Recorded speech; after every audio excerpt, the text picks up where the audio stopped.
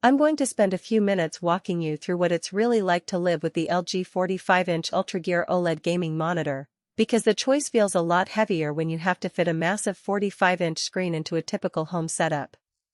Link is in the description if you want to check the product details on Amazon. The headline's 5K2K resolution, 165Hz, OLED, and a curve that claims to wrap the field of view make it sound like a fantasy machine, but the real question is whether that fantasy translates into day-to-day value or ends up as a pricey eye strain hazard. First off, the size is the thing that throws most people off. A 45-inch panel is more in the realm of a TV than a monitor, so you instantly have to rethink your desk layout. I measured a typical 30-inch gaming desk, and the monitor's base alone needs about 27 inches of width to stay stable. If you're used to a 27-inch screen perched on a narrow stand, you'll either need to widen your desk or sacrifice a second monitor. That's a hidden cost that many overlook when they chase headline specs. For me, the extra real estate works when I'm doing flight simulation or racing games. The curve pulls the horizon into my peripheral vision and makes steering feel more natural.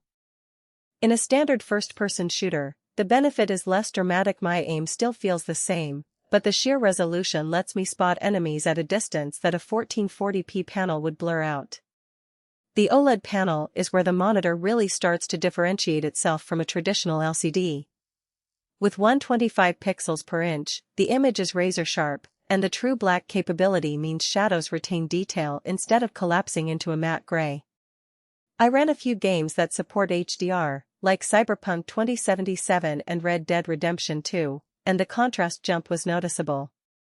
The sky at dusk stayed deep indigo, while streetlights kept a soft glow without blooming across the screen. That said, OLED's peak brightness is lower than high-end LED panels, so in a bright room the HDR punch can feel a bit muted. If you plan to game in a sunlit living room, you'll probably need to dim the blinds or accept that the HDR experience won't be as vivid as on a dedicated HDR TV. One of the promises that draws a lot of attention is the 0.03 milliseconds gray-to-gray response time. In practice, that translates to almost zero motion blur, even when you crank the refresh rate up to 165 Hz. In fast-paced titles like Valorant or Apex Legends, the monitor tracks rapid mouse movements cleanly, and there's no lingering ghost you can see on the periphery.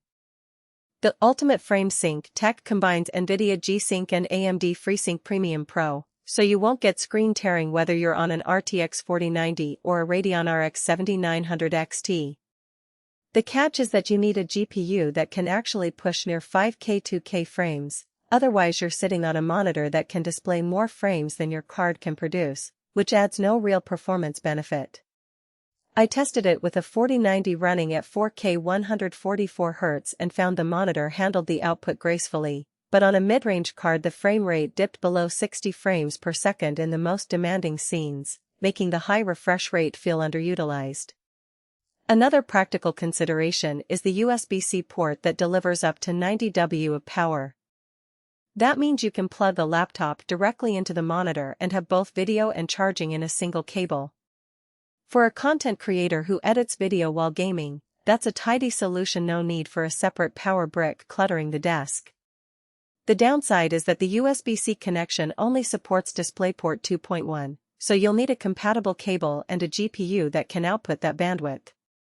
If you're still on an older laptop or a graphics card that only supports DisplayPort 1.4, you'll be stuck using the regular DisplayPort input and lose out on the full 5K2K resolution at the highest refresh rates. Now let's talk about the hidden trade-offs that often get buried in the spec sheet.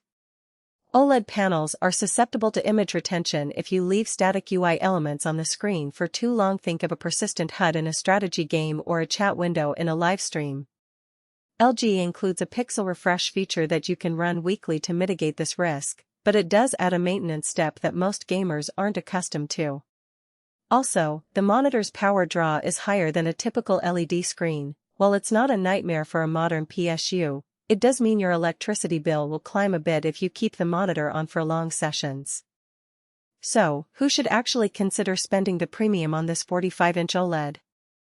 If you're a hardcore PC gamer with a high-end GPU, a desk that can accommodate a large curved panel, and you value immersion above all else, this monitor can feel like a cockpit. Flight sim enthusiasts, racing fans, and anyone who does color-critical work alongside gaming will appreciate the combination of resolution, contrast, and low input lag. The USB-C power delivery also makes it appealing for